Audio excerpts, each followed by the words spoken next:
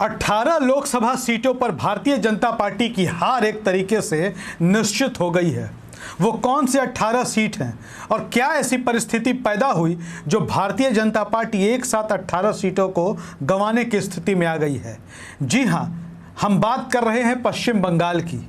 पश्चिम बंगाल देश का वो राज्य जहां पर भारतीय जनता पार्टी अभी तक सत्ता नहीं बना सकी है।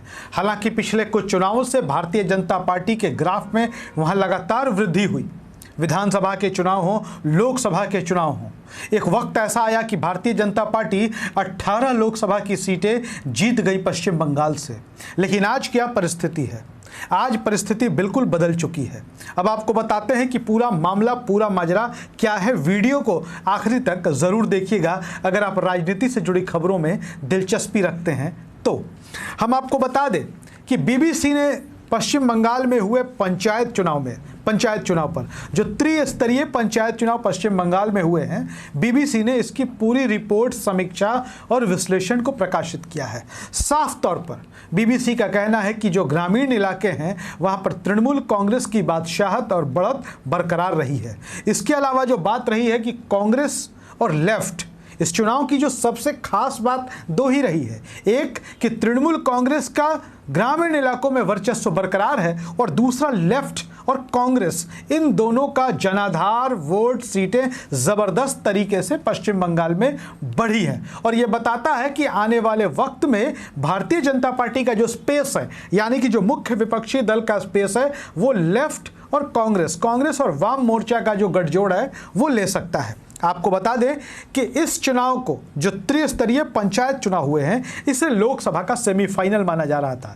लेकिन सेमीफाइनल की स्थिति ये रही कि कुछ एक इलाकों को छोड़ दे तो भारतीय जनता पार्टी अपने पुराने गढ़ और पुराने वोटरों को भी गंवा बैठी है। उदाहरण के तौर पर हम आपको बता दें कि मतुआ वोट बैंक, जिससे पिछले विधानसभा और लोकसभा के चुनाव में पश्चिम बंगाल के भारतीय जनता पार्टी का आधार वोट माना गया, लेकिन आज की तारीख में जो परिस्थिति है वो परिस्थिति ये है कि उत्तर 24 परगना जिले का बनगांव, जो मतुआ समुदाय का गढ़ माना जाता था, वहां भी तमाम लगभग की लगभग सीटें तृणमूल कांग्रेस ने जीत ली है। तृणमूल कांग्रेस की शानदार जीत हुई है। इसके साथ ही आपको बता दें कि तृणमूल कांग्रेस यह पंचायत चुनाव जीतेगी, ये सबको पता था, और इस तरीके से जीतेगी यह भी सबको पता था। लेकिन वाम मोर्चा और कांग्रेस का जो प्रदर्शन रहा है वो बड़ा सराहनीय रहा है। ये इस चुनाव की सबसे बड़ी बात रही है।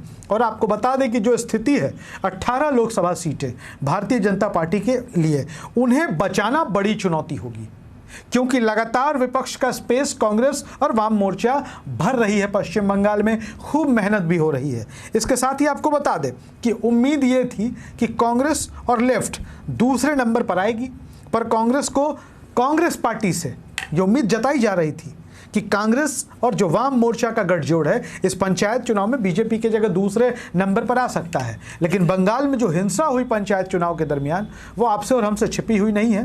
राष्ट्रीय और अंतर्राष्ट्रीय मीडिया और सब में बंगाल की हिंसा गूंज रही है। लेकिन सत्ता जो है पश्चिम बंगाल की, उसके निशाने पर भारतीय जनता पार्टी से ज़्यादा कांग्रेस के नेता थे।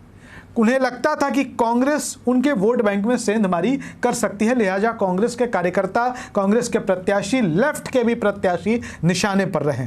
लेकिन प्रदर्शन सुधरा कांग्रेस का। ठीक बात है कि सीटें बहुत ज़्यादा इनको नहीं मिल पाई। इसके साथ ही आपको बता दें कि 63,000 से ज़्यादा सीटों के लिए चुनाव हुए थे, जिनमें तृणमूल कांग्रेस 42,900 यानी कि लगभग 43,000 वोट जीतने में कामयाब हुई। दूसरे नंबर पर बीजेपी रही, जिनको 9,815 वोट मिले, सीटें मिली।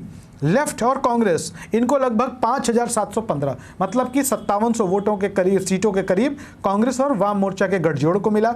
और बीजेपी दूसरे नंबर पर रही, लेकिन काफ़ी पीछे।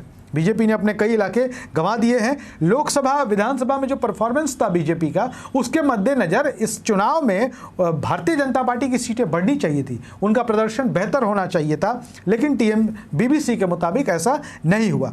आपको बता दें कि पूर्वी मेदिनीपुर, कूच बिहार, उत्तर 24 परगना के कुछ इलाके और नंदीग्राम के कुछ इलाकों को छोड़कर बाकी जगह बीजेपी के प्रदर्शन में गिरावट आई।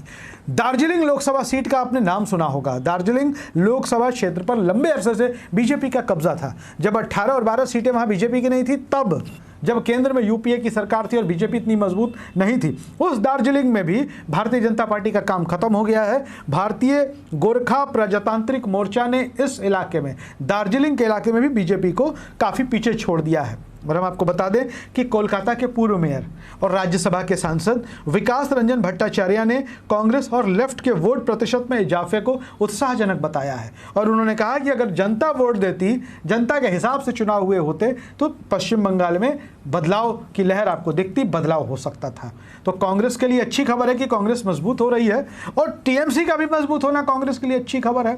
अगर तृणमूल कांग्रेस पश्चिम बंगाल की एक उदाहरण के तौर पर 42 में से 38-40 सीटें जीत जाए तो केंद्र में वो समर्थन करेंगी महागठबंधन का ही, यूपीए का ही।